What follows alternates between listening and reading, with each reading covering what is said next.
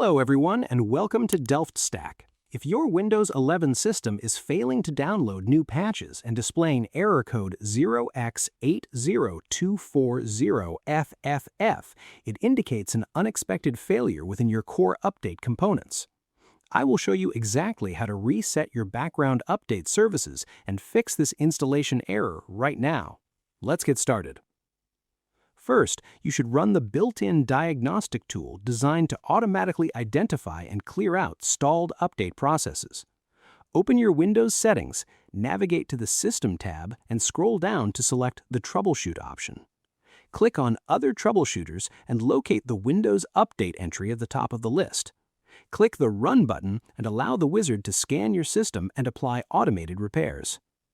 Next, you must ensure the background intelligent transfer service is actively running to properly fetch files from Microsoft servers. Press the Windows key plus R, type services.msc, and press Enter to launch your System Services console. Scroll through the alphabetical list to locate the background intelligent transfer service and right-click the entry. Select Restart, or if the service is currently stopped, click Start to force it to reconnect. Finally, clearing the local update cache removes any corrupted download manifests triggering this unexpected error state. Open your Start menu, type CMD, right-click Command Prompt, and select Run as Administrator. Type net stop WUAUSERV and press Enter to temporarily halt the primary background update service.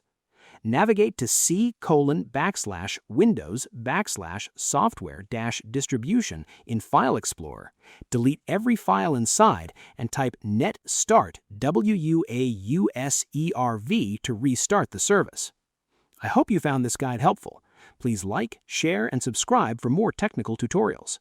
Thanks for watching.